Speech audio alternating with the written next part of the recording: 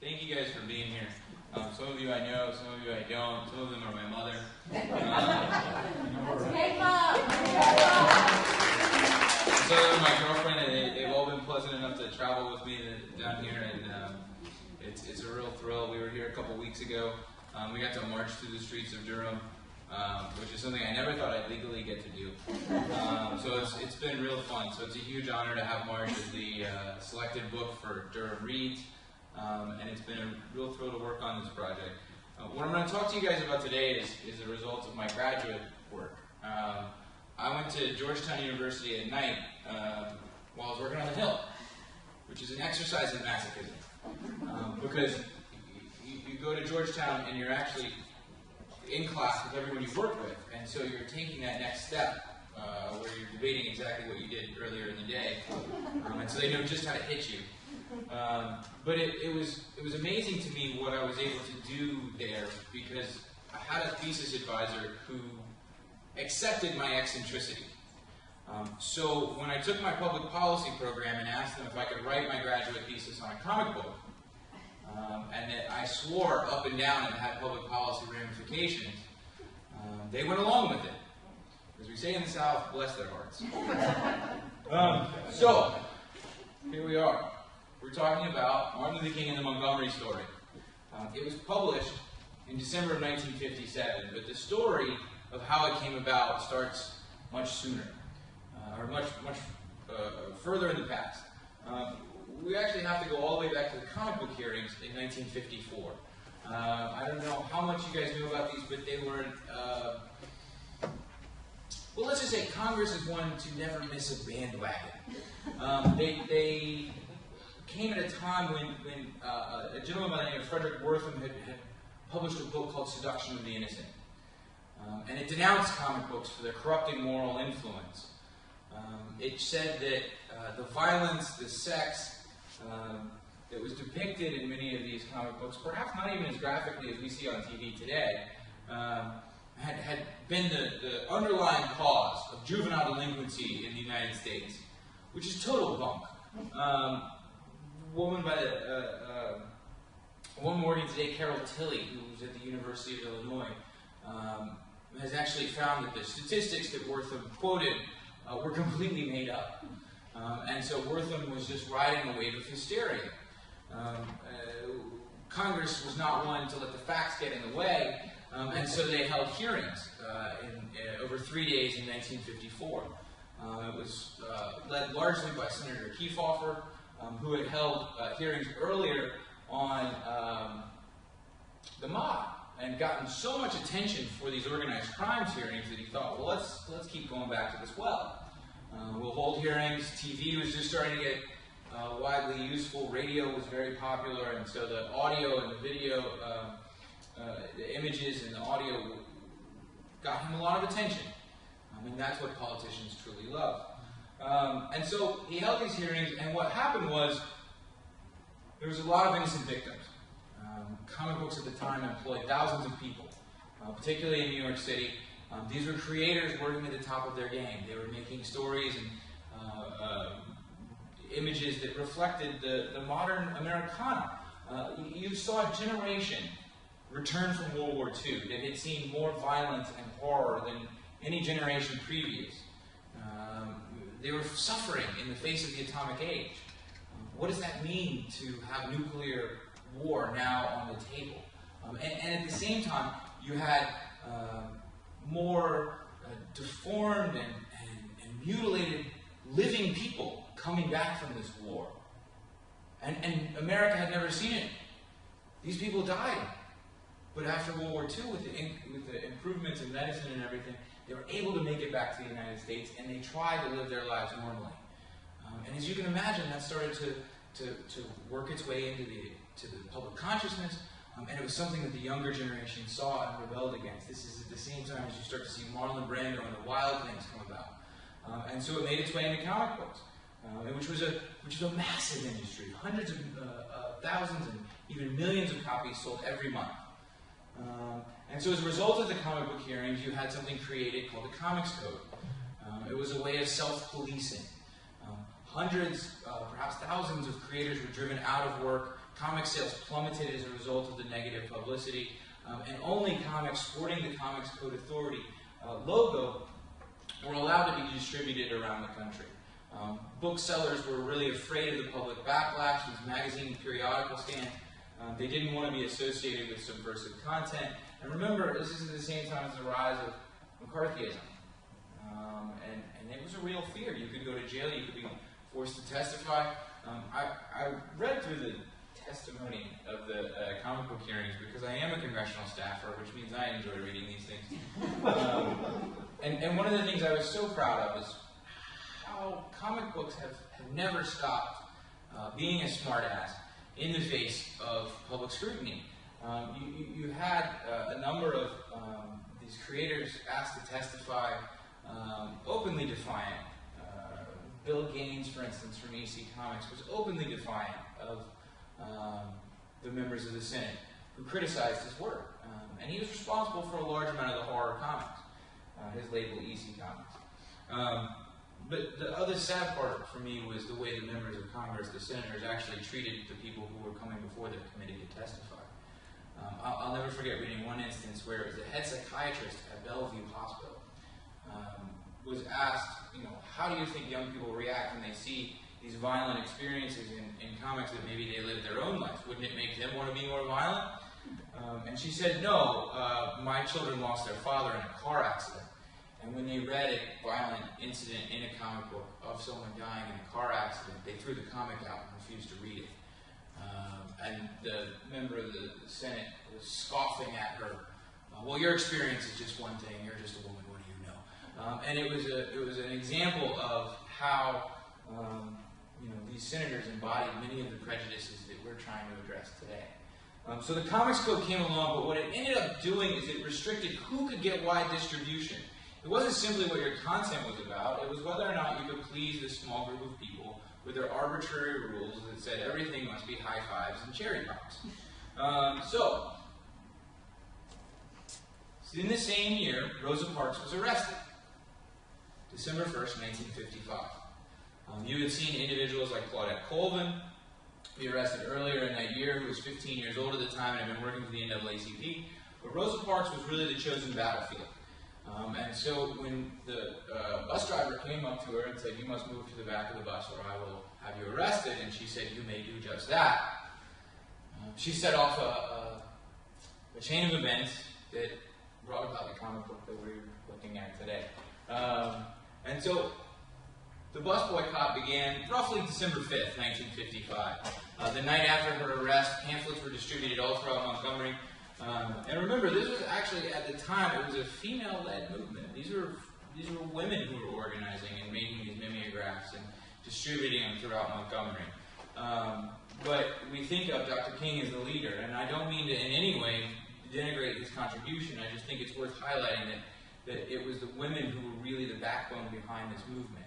And it was such a striking example of what happened.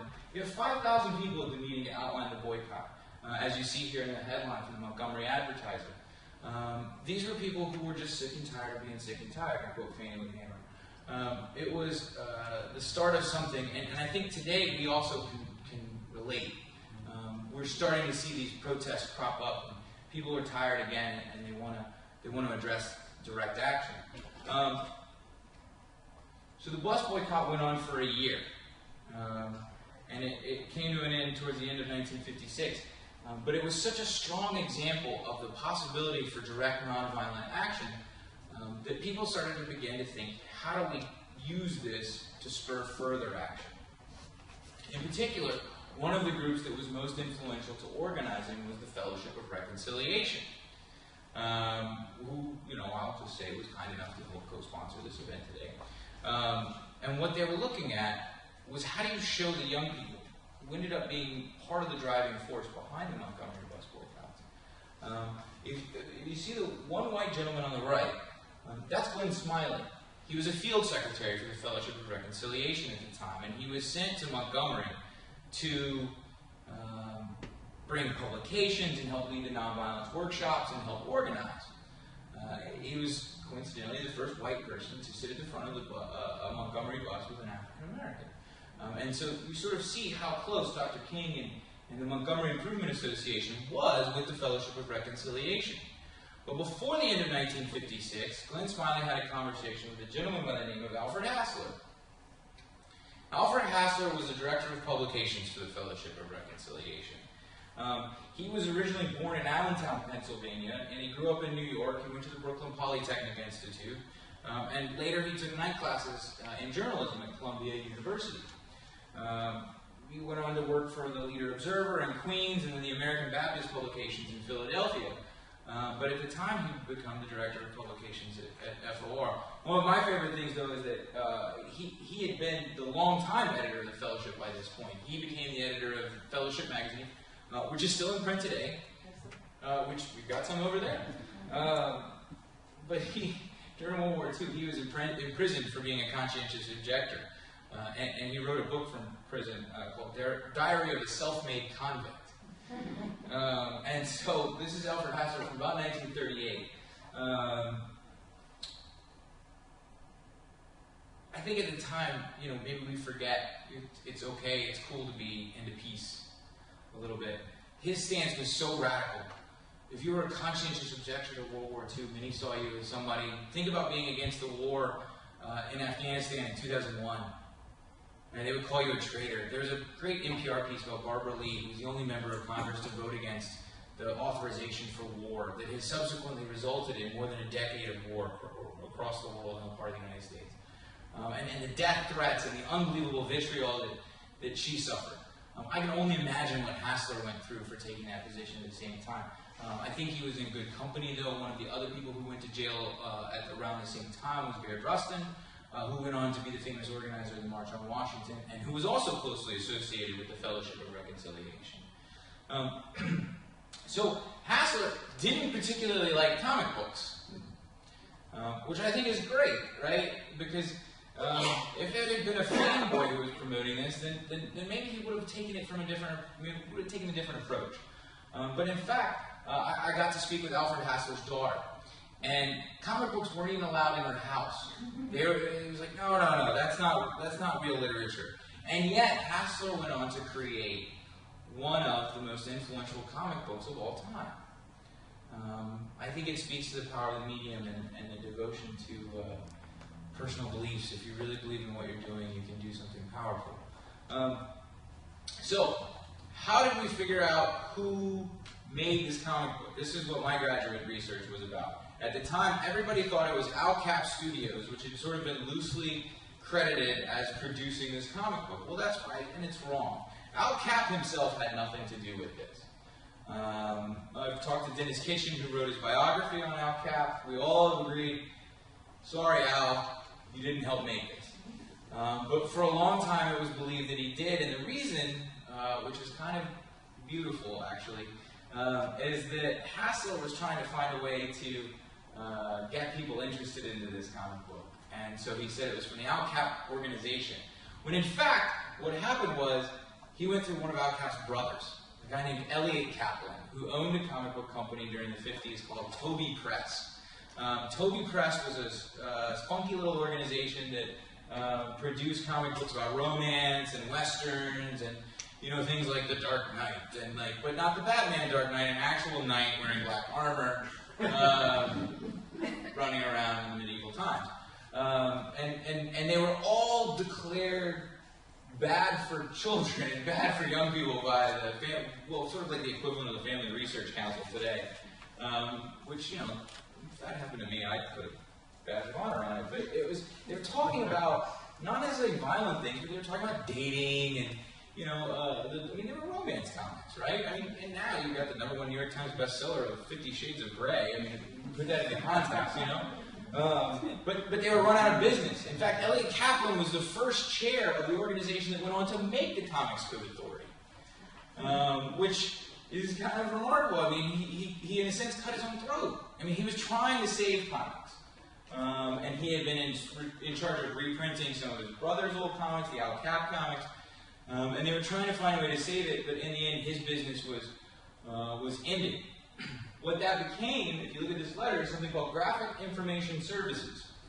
The way we figured this out, that it was the same company, is, again, I enjoy reading congressional reports. And if you look in the back of the committee report from the subcommittee, the Senate Subcommittee on Juvenile Delinquency, you will find a small note that the address of Toby Press is the same as the address on the top of this letter from Graphic Information Services.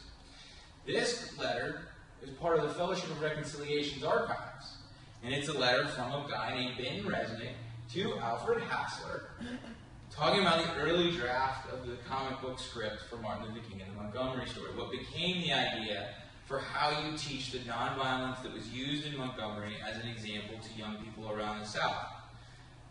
They were also looking, as they called it, for reaching semi-literate populations. Let's be honest, education in the South wasn't very good, especially if you were poor, and especially if you were African American.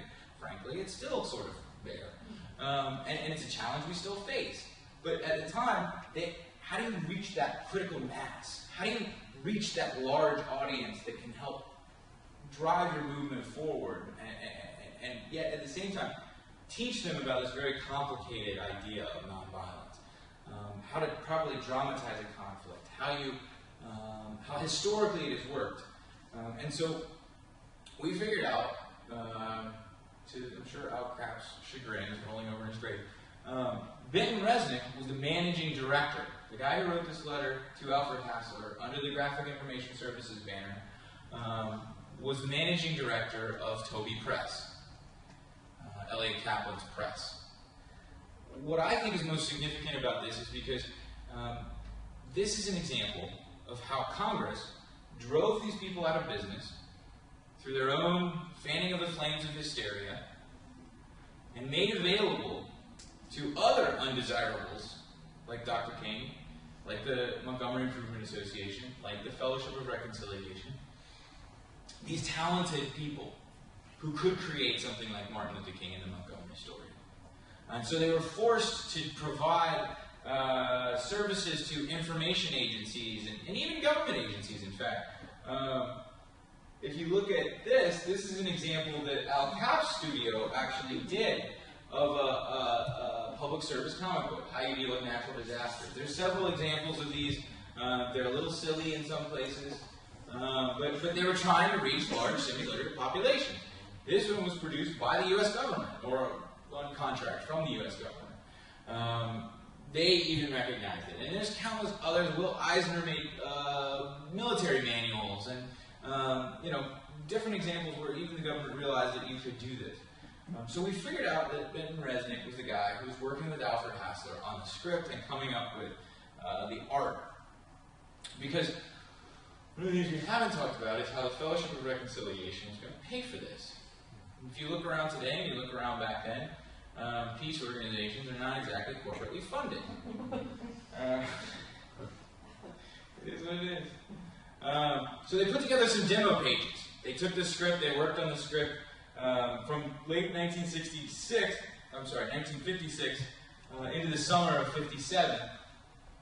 They started working on these demo pages, and they have this sort of fake character who's supposed to be a composite of so many different people, walking you through the story of the Montgomery bus boycott and how it impacted him as an everyday citizen. And so they took these pages and this cover, and they showed it to a group of individuals called the Fund for the Republic. The Fund for the Republic is an interesting group. They were accused of being communists for the better part of a decade.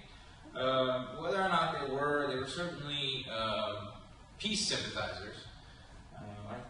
The closest thing I can equate it to is it's like you hear everything today where they talk about Barack Obama being a socialist, right? And it's just, you don't need to think about it. They just hurl that word, and all of a sudden, the ears go up. You get the Pavlovian response, and some people just become mad. And so they accuse the fund of using their money to fund subversive activities. What's really interesting to me is that the actual people writing the checks for the Fund for the Republic was the Ford Foundation.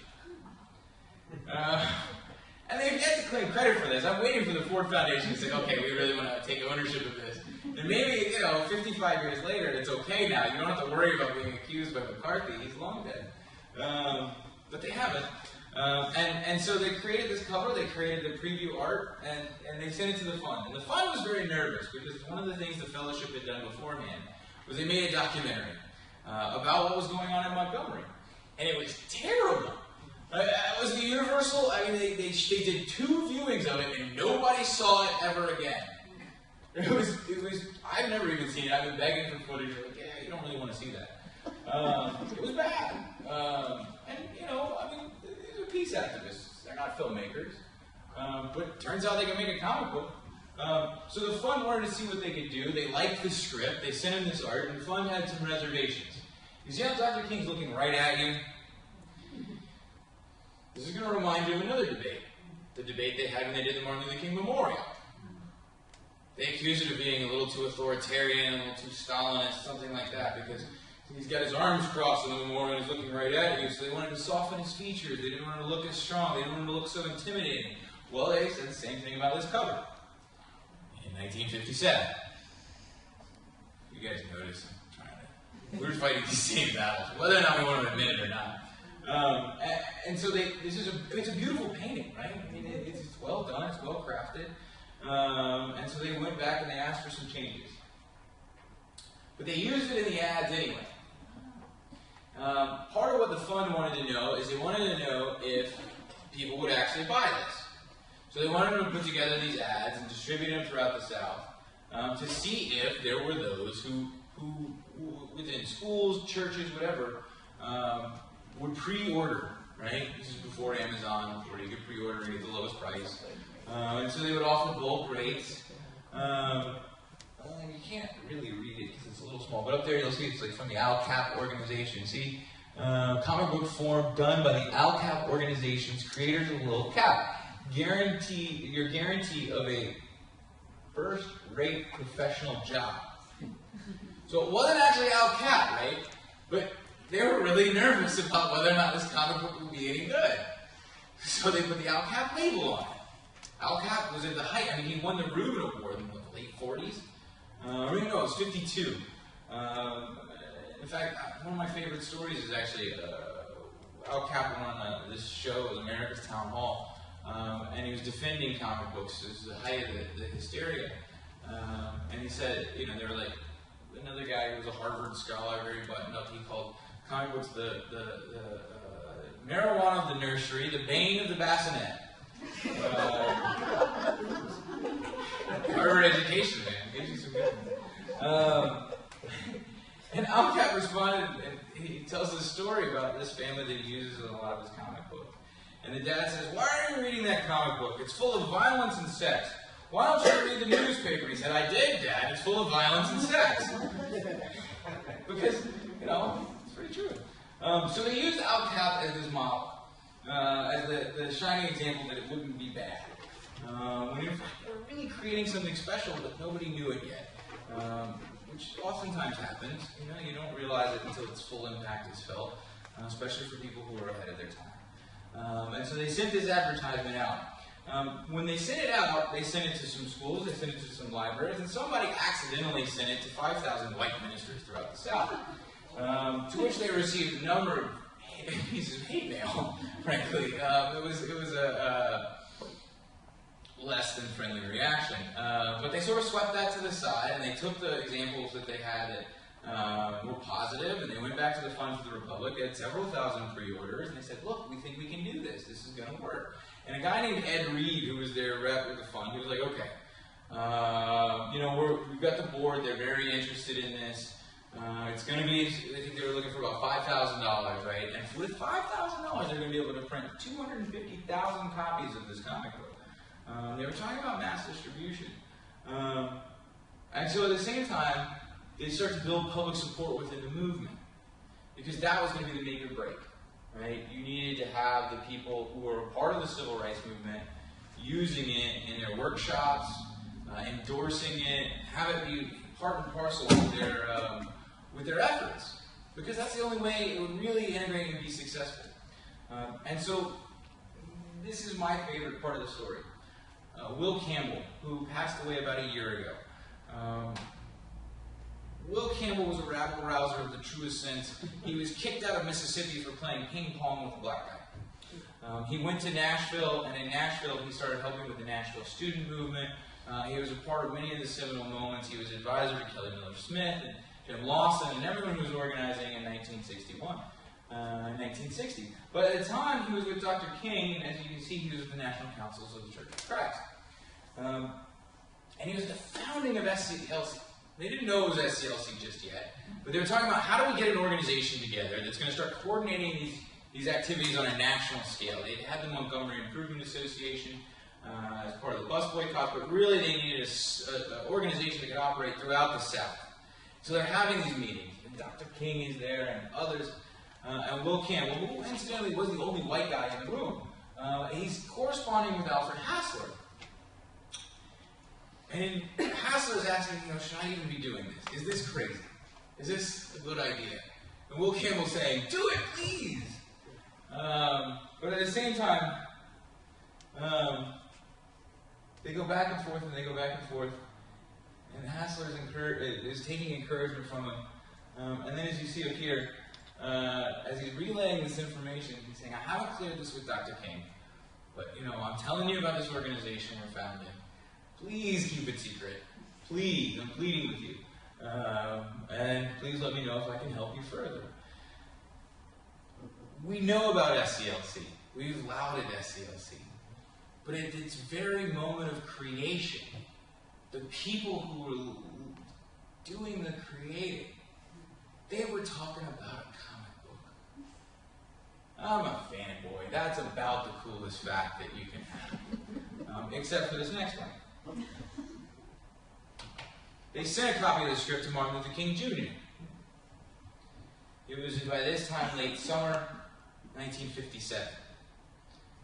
They've started to contemplate direct action campaigns. SCLC has been founded. And so Alfred Hassler sends a copy of the finished, polished script to Martin Luther King. And it takes him about 3 months to get, 2.5 months to get back to Hassler. At the same time, they're sweating whether or not they're going to have the money. And they need more than anything Dr. King's blessing. Because one of the things, when they did the very first idea for this comic book, they didn't see Dr. King being the central figure. They wanted it to be about the Montgomery bus boycotts, but King's leadership put him at the forefront. And in fact, this was probably the first big move towards his canonization as a leader of the movement, and in particular among young people. And so Dr. King writes this letter back to Alfred Hassler, and he says, I read your comic book script, and I worked on it, and I have some suggestions. And he goes through in great detail to make it the most historically accurate representation of the Montgomery bus boycotts that could be done. And he confesses, he says, I realize that not everything can be included, that there are some things that you must change in order to properly dramatize this for adaptation, but I believe these things need to be changed. And it had to do with E.G. Nixon and who is indicted when and things like that. And ultimately, all of his changes were incorporated into the final script.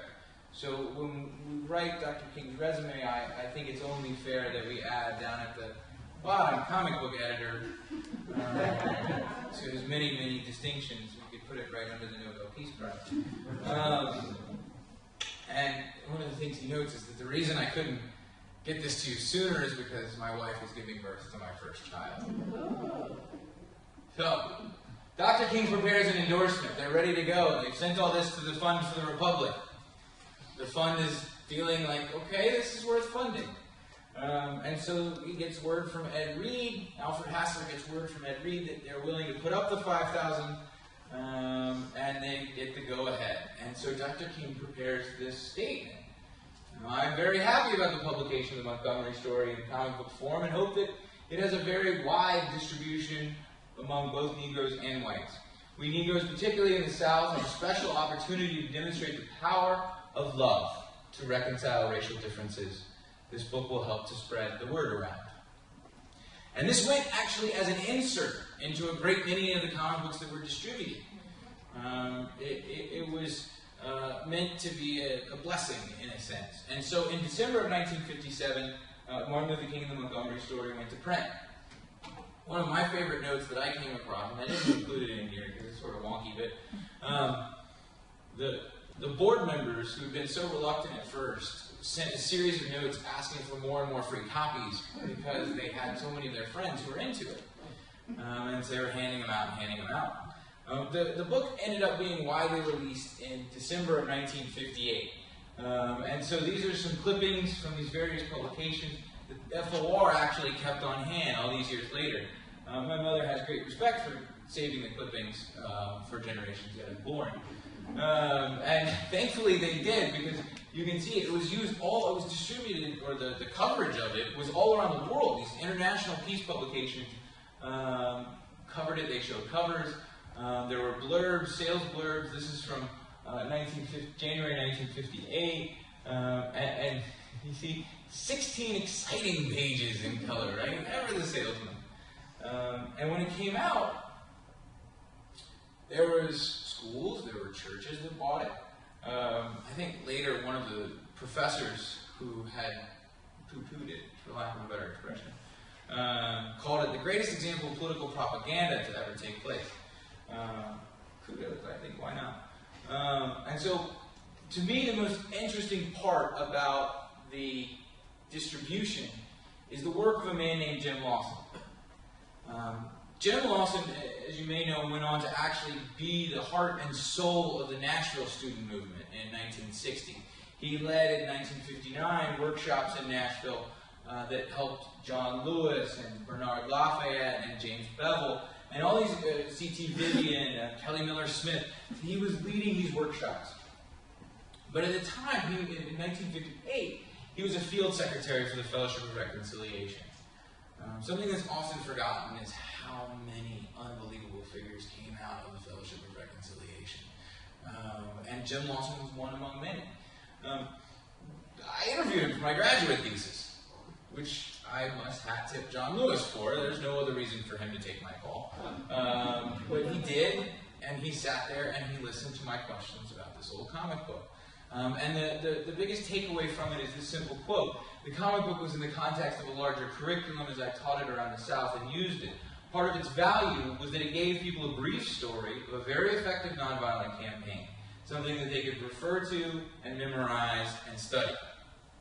It was a takeaway item. You go to these workshops, you listen to the theory, you decide if you agree. And if you did, you take the comic book with you, you show it to your friends, you talk about it, you read it yourself, you memorize it, you understand. One of the things that's in the comic book that was so effective was that they actually put in a primer about what it is to practice nonviolence. I think the way it was titled was How the Montgomery Method Works. They also explained the history of Gandhian nonviolence. And you know, these workshops mattered. Lawson went to the Midwest, I think it was Omaha, and gave a workshop, and boom, the students went out and started protesting. They had their own sit-ins. They didn't get the media coverage of Greensboro because it was 1958, and it takes time to build that critical mass. But it was working, and he went on this reconciliation tour. And he and Ralph Abernathy and Glenn Smiley and these members of the fellowship went all across the South giving workshops for more than 2 years. Until Lawson went back to Nashville, where he pursued his master's. He was in divinity school. And as we know, he went on to get arrested and kicked out of Vanderbilt. Then there was the walkout, etc. But it didn't stop there. The comic book was used very quickly beyond the scope of the South. In fact, the first place that it was used was actually in South Africa in the fall of 1959. A missionary, we have a letter by the name of Durham wrote back to the fellowship saying, thank you so much for this tool. It's helping us organize. We're giving workshops all across South Africa. Perhaps we can do it in other languages. Incidentally, shortly thereafter, the South African government banned the comic book for being incendiary. They too love bandwagons, I guess. But it speaks to the power of this comic book to organize. Another one of my favorite stories about this period of time is when they were trying to get into Mississippi, they were going to take the comic book to Ole Miss. And then Jim Lawson, when it came down to whether or not he would go, they decided, no, you can't. You will more than likely be killed. And so Jim Lawson on his reconciliation tour actually never made it to Mississippi. Students at Ole Miss who had it were constantly in fear that if they were found having this comic book, that they would actually suffer harm themselves, and so they hid it. They didn't allow it to be seen in public. But shortly thereafter, based out of Uruguay actually, they translated it into Spanish, and it was used in the late 60s to organize in Southern California and other parts of Latin America with the workers' rights movement, Central America, and elsewhere. It was used in Vietnam in 1968, and it was used beyond 1968 actually with Thich Nhat Hanh. Alfred Hassler became friends with Thich Nhat Hanh, actually went to Vietnam, and they made it's not a fully translated version, but they made it and used it out there. And then most recently, in 2011, it was translated in Arabic and Farsi by Dalia Zieda. And it was used in the days and weeks leading up to the revolution in Tahrir Square, which people noted for their discipline, organization, and nonviolence in the face of a substantial police force. This is sort of why I call it the comic book that changed the world. I don't think there's another example of any comic book that has spread so far so fast. It wasn't the only comic book that was used during the Civil Rights Movement. There's actually some strong examples. One was called The Street Where You Live, which was made by a gentleman, a cartoonist named Tom Feelings, that you may have heard of, because he later did a comic book called The Middle Passage, White Ships, Black Cargo, that received a number of awards. And this sort of focused on civic responsibility and instead of civil disobedience, right? Like what it is to be a good, proper, active citizen. And it was produced by the NAACP, but it was after Martin Luther King and the Montgomery story. And though it's not confirmed, you could probably make a strong case that it was made seeing the success of Martin Luther King and the Montgomery story. The other one they made was a comic book called Your Future Rests in Your Hands. And this looked at economic and educational inequality and how important that was. SNCC, which, I work with John Lewis, I have a great affection for, which was organized, by young people. In '64, in Lowndes County, they were making very crudely drawn comic books. They were written by Cortland Cox, and they were illustrated by Jennifer Lawson, who has no relation to Jim Lawson. But they were using those to instruct people on how to register, how to vote at the ballot box, because there was a number of people who simply couldn't read, and so they needed the pictures. Cortland Cox made the case that was where the Black Panther logo came from. I think there's some in California who would disagree, but I leave that up to scholars more distinguished than I. And another example is Julian Bond made a comic in 1966, coming out of SNCC. Jim Foreman suggested the idea. He'd been the executive secretary for SNCC for a number of years. And he suggested to Julian Bond to do it in opposition to the Vietnam War in late 1966. This was a precursor to many of the... Dr. King didn't come around to opposition to the Vietnam War until April of 1967. So it was at the vanguard of a social movement over and over and over again, and it started right here with the comic book that changed the world, Martin Luther King and the Montgomery story. So I hope you guys, I hope I answered a few questions. I hope I told an interesting story. If you guys have any questions, I'd be happy to take those now. As you can see, yes, sir. I'm sorry. I didn't want to interrupt you, but okay. I wondered if you sounded like you have a longer list of places where the comic has been influential in actual put to use. Well, in the South in particular. Yeah, I mean around the world. Well, it's Egypt and it's Egypt primarily. Vietnam it was used. South Africa is probably the most got the most direct response from the government. Yeah. The parts of Latin America though, because it's not an English translation, most of the scholars on this comic book, okay, there's three of us, so I say most of the scholars. I don't speak Spanish. There's fundamental problems that we just are at a resource impact. We've sent around some of the Spanish translations. We found the address in Uruguay from which the translation was done. But remember, we've only started really studying this comic book since 2006. And so we're just now starting to uncover it. Actually, the story about Mississippi that I told you, I found that out 2 weeks ago. When I was in Mississippi, and one of the guys who was in the meeting when they were talking about this was like, "Oh, hey, did you know?"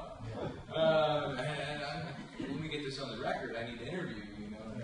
And so we're only starting to understand the full extent of its influence. But I think with so many examples already, surely there are others. India, Perhaps, but I don't have a record of that. Not yet. So, does anybody else have any questions? In the back. If I remember from reading about this elsewhere from your writing, there is no record of who the artist is. Yes. But I was wondering if you or anybody else had speculation. Okay, this is a fun story. There's a database, comics.org, and for whatever reason it lists an artist named Dan Barry, who did a comic strip, a weekly comic strip for a number of years on the Phantom. Right? His brother was also an influential artist, Cy Barry. And so the closest I've been able to get to contacting them to get a reaction is I found Cy Barry's son. And I emailed him and I asked him the question, and he was very responsive up until I asked him the question, and I never heard back. So I don't fully understand what's going on with that. That's the closest I've gotten to speculation. The coolest person to actually help me with this is Eddie Campbell. Eddie Campbell, who did From Hell with Alan Moore. He also did the podcast. He did his own series called Alec. I mean, he's an incredibly influential artist. Perhaps one of the most influential to come out of the United Kingdom. And he started a whole discussion on the Internet Comics Database. Internet Comics Museum, excuse me. And we came down to the fact that it's sort of this 50s Cushing studio style. We don't know who the artist could be exactly. I think at the time, it actually would have been dangerous to be known as the artist. And so that could contribute to part of it. Finding out that Alfred Hassler and Vinton Resnick were involved was actually a big step for us. But we haven't been able to figure out who the artist is exactly. So, maybe somebody will come up to me at a show and be like, yeah. I saw other questions. Yes, ma'am. I'm just wondering, what was it about this that attracted you this particular? I mean, I guess. Oh, great question, actually. I totally skipped over that. Is it on a personal level? Yeah. So I was serving as Congressman Lewis's press secretary on his 2008 campaign. And it was kind of coming to the end of the campaign, and everybody was talking about what they were going to do afterwards. And I'm going to go to the beach. I'm going to go see my parents. And I said, I'm going to go to a comic book convention. And everybody in the room laughed at me, except for John Lewis, who from the back, you hear this deep voice say, "Don't laugh." There was a comic book during the movement, and it was incredibly influential. And it was this moment that both shaped my grad work and also my work with him on the graphic novel series March. Because it started getting me to ask the question, why don't you write this graphic novel? But at the same time, here I got a copy. I started to read some of these loose references to it in other places. And it just made me want to ask more questions. And as we looked at March as something that could be used to teach nonviolence to people around the country, and also how to educate young people about the history of the civil rights movement, it made me sort of, just be totally shocked that this has happened before. Okay, this is a nerdy joke, but this is really how I felt. If you ever watch Battlestar Galactica, there's a moment it is saying all of this has happened before, and all of this will happen again. And as I started asking those questions, I realized we were walking around the exact same path. In fact, one of the moments that highlighted that perhaps most significantly to me was when we were in Mississippi a few weeks ago. And an organization called the Mississippi Center for Justice purchased several thousand copies of March to give out to students in the Delta and Jackson area. I was like, wow, that's really cool. And I was saying thank you to everybody. And one of the guys just pointed out to me and said, the founder of our organization, her father was the minister who distributed copies of Martin Luther King and the Montgomery Story in Mississippi in the 50s. And so it's been that parallel, right? John Lewis and I have been on this journey with Nate Powell to find a way to teach nonviolence to a new generation, and to help them organize and motivate them to protest, help teach them their history, and help show them these examples of nonviolence and how they've worked. And that's exactly what they did before. And so I was trying to answer those questions. And then, true to form in a nonviolent campaign, when March started coming out, I started writing very publicly about how this other comic book had been used, because I was stating my intent and I was proving that it had been done before. Writing it as a graduate thesis was perhaps the most outlandish move. But you can ask my mother and my girlfriend. I'm never one to shy away from controversy or an outlandish move, especially if I think it's right.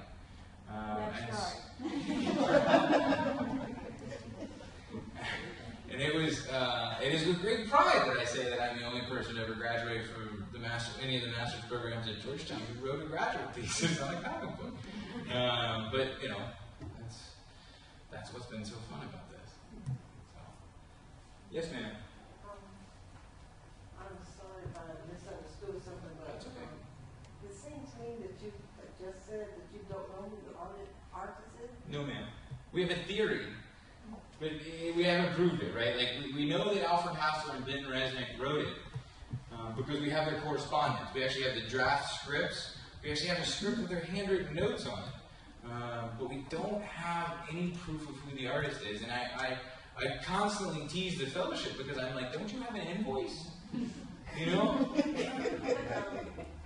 seems to me that people who, and I've been away from comic books for many years, but it almost seemed, when I first saw it, it seemed like recognizable to me. The style, exactly. You all don't even have an educated guess. Well, like I said, we think it could be Dan Barry. Well, some of the other cartoons that the people that you think that they did, that we would know. Well, the style matches. That's why we think it could be. It could match the Martin Luther King, like the Phantom. But if you look at Cy Berry and Dan Barry, their styles are very similar. What Eddie Campbell posited was that it could be there was this 50s production house called Cushing, which was sort of a PR firm. They did work for hire like this, and it was very much in their 50s style, right? Because the style actually matches a lot of Silver Age style. There was a homogeneity to the art of that period, partially because of everything that happened after the code. But at the same time, it could have been any number of artists that was associated with Elliot Capel. Al Cap had a deep, deep bench in his studio. He had more work to give than almost any other artist at the time, right? And he didn't do most of his own work. And a lot of these creators were able to switch styles, right? So they could draw like Al Cap, or they could draw like something else, so that it was smooth and finished. The best example we have that we go from, though, are these pencils. Right? Because you can get past the color and you can get into the line work, the composition, and you see how, I mean, this is not a cartoony style, this is a very realist style. And so, I'm perhaps not the best person to make judgment calls on this because I'm more on the written side. I am a rather terrible failed artist. But it's guys like Eddie Campbell and Gary Groth from the Fantagraphics is looking into it, and we're James Romberger, who's another artist. They're all these people who are qualified, who are looking at it and sort of scratching their head. And they're like, it looks so familiar, and yet we can't put a name to it. Do you know a comic strip that was named Mary Worth? Oh yeah. Who was the artist for that? I don't know. I don't know. I thought about that artist, whoever that was, as well as the Phantom. It just seems like it's so recognizable. I just can't see how you all can. And I wish we could, because to me it kind of breaks my heart that we haven't been able to give this artist the credit he's due. I mean, you create one of the most influential comics of the 20th century, perhaps the greatest single rebuttal to Congress's idiocy. It is powerful, and they deserve to be remembered for that. And so I can't wait till we do figure it out. Thank you. Yes, ma'am. The fact that they didn't put their names on it, was that a factor of fear? That's the belief. Not modesty, probably. Yeah, probably not. you know, we come across stories over and over again about the fear associated with producing this book. The people who funded it, they're accused of being a communist. FOR was always accused of being a communist, and Dr. King was accused of associating with communists. So, you know, the Red Scare element of the 50s and the late 50s was definitely a part of it, and then simply the violent atmosphere towards civil rights participants and workers in the South surely was also part of it. It's sad to think, you know, like you said, that something that made this big a difference, people still haven't come forward and claim it. Right. Well, you know, part of me really worries that the person, could be a female artist, that did the art has already passed away. Yeah, but somebody should have known. Somebody would, you know, the other night they showed the documentary 1971, which I had never even heard of, even though I was well alive at that time, and about people who broke into the FBI offices in Pennsylvania, and they went underground for years. I mean, they didn't speak a word of what they had done. Well, they could have been, you know, seriously thrown in jail for their whole lives. But the same kind of fear was evident in that. It makes me think of this, you know, and where do we live? You know, what kind of place is this where people are so afraid of claiming what's right? You know, It's America. that's rhetorical. I know the answer. No, I appreciate your point, though. Yes, ma'am. So I have a question about March. Have you had the kind of success with it in terms of getting your message out to young people as you had envisioned or hoped for with the medium? Well, if you ask my mother, then it's right on point because I had grand visions that this would change the world long before it ever came out. But to be specific, we've had several of we've had Michigan State, one of the largest schools in the country, require it as reading for their entire freshman class, and we had the whole city of East Lansing read it. We went there, we had so many people show up to the speech that the fire marshal, who also showed up, opened the doors and added seats into the aisles, and we still had to turn away more than 100 people, which is incredible to me, right? I mean, this thing lived on my coffee table, and my dog would walk on it, you know, as these edited script pages. And bless her heart, my girlfriend would put up with me just saying, no, we can't go out this weekend, honey, I have to work. For years, I mean, we worked on this for 5 years before it came out. Marquette University had their entire freshman class read it. Georgia State had their entire freshman class read it. I know this summer we've got at least 2 more schools who have already selected it to read it. It's been adopted in schools in more than 30 states. The Mississippi Center for Justice has distributed it in Jackson and in the Delta, and ran out of copies so quickly that now they have a waiting list of schools who want some as soon as they can make more available. The Teaching Tolerance, which is a publication of the Southern Poverty Law Center, is going to have an issue coming out where they talk about how you teach it in the classroom, the history of these comics and how they've been used, and how March is perhaps the greatest example that we've had of an opportunity to teach civil rights in a new way. I mean, I had fantasies, but you know, that's pretty remarkable. And you consider the book came out about 14, 15 months ago. So we're just getting started. Book 2 comes out in January. You know, some of the cool moments, Stephen Colbert did a double show about March and about this comic book. He even mentioned it. And Rachel Maddow talked about my thesis on the show. Right? Yeah. That was pretty cool. I saw that Colbert, one of them. It was amazing. And it's I actually tracked down a copy of Montgomery Story after that because Congressman Lewis spoke so eloquently about how it influenced him. Well, and that was another one of the fun parts, right? So we do these shows, and everybody gets into it, and they're like, the fellowship sold out super quick, and they're like, how do we get mass distribution? And so Top Shelf, our publisher, helped them reprint and distribute it through the comic book shops. So for the first time, even though it was rejected because it didn't have the Comics Code approval in the 50s, for the first time after March came out, Martin Luther King Montgomery Store was able to be distributed to comic book and newsstand retailers. It did. They had to go to new printing. It speaks to, I think, the power of the comic, but also the hunger of people to read things about this and to give them to young people. But you know, all the talk about like schools and the adoption and everything like that, my favorite moment,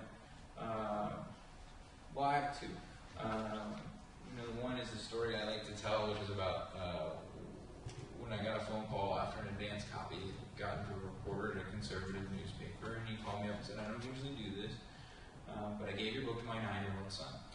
And now he's gone and put on his Sunday suit.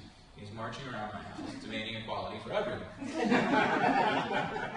But another one of my favorite moments actually happened a few weeks ago, when we were at the Mississippi Center for Justice, and they were talking about the comic, and you had these titans of the civil rights movement from Mississippi who were speaking on stage, and there was a table of kids down in front, and their parents could not get them to pay attention because they were deep into March.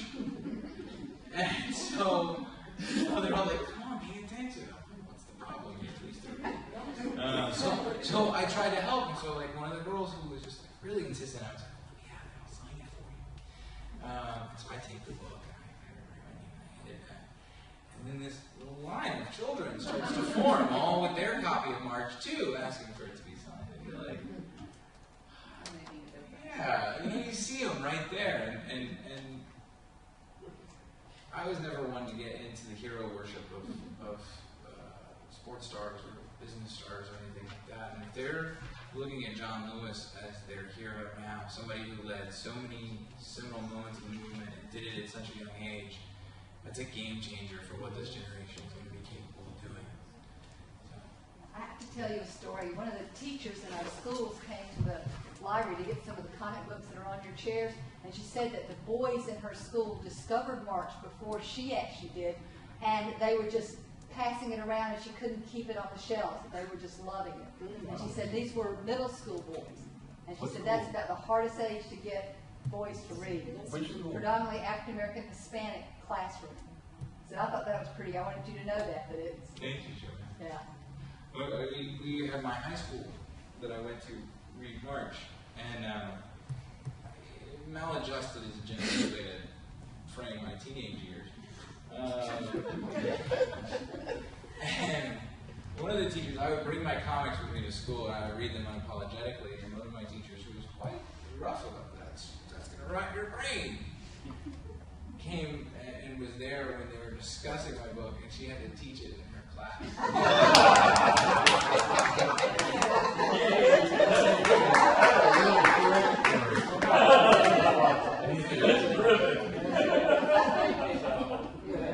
Oh boy.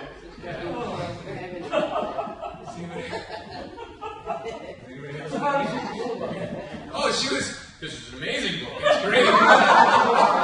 She was incredibly kind. Will you sign my copy? All right. Does anybody else have any questions? Yeah. I just, again on the art, I've noticed that a lot of reproductions of comics from that era are often kind of shined up with computer coloring and things like that, and it's clear that that was not done with this, which I think is great, and I was wondering if that was, if you and Top Shelf had to make a choice to do that, or if it was the obvious conscious choice. If you actually hold it, you'll notice it's the exact same weight of paper as the original. I spent several years tracking down original copies off of eBay, which would pop up every so often, and at the time they would go for about $100. It wasn't completely unreasonable. And so when we looked at it, we looked at how we would reprint this. It was very important to us that we not only reprint the information, but we recreate the same tactile experience. So that when you read it, it is as if you were reading an artifact. Which I think played into the fact that we are all fanboys at heart. We collect Silver Age comics. We enjoy that experience. And when you connect that with something like March, it puts this in a broader historical context. And that is to do with the fact that I think when kids read it, it makes them see it a little differently. If it's shined up, if it says, you know, it's the secret of Martin Luther King's power, it doesn't respect the history of the medium, and kids get that inauthenticity. And so by keeping it exactly the same, in fact, the only difference between this comic and the original is the Union bug on the back cover, down on the right-hand side. Because we had to update it. And in fact, if you find an original, you'll notice that the Union bug is actually quite blurred. And part of my hypothesis is that they deliberately did that so that the union shop couldn't be identified. They would still have to reprint it as part of their union rules, right? If you print something in your union shop, you have to put your bug on it. But they would blur it or smear it in the printing process so that they wouldn't be able to be identified and targeted for retribution. So this little, Yep, that's it. If this is North Carolina, union bug is not terminology that. That will stay, right? Man, it's a right to work state, yeah. You put a union bug on something when it's a union print shop, and it's just like a little insignia that can then identify it as having been done by this particular shop that is a member of this particular guild, etc. So, for those. Any other questions? All right, great, guys. This was really fun.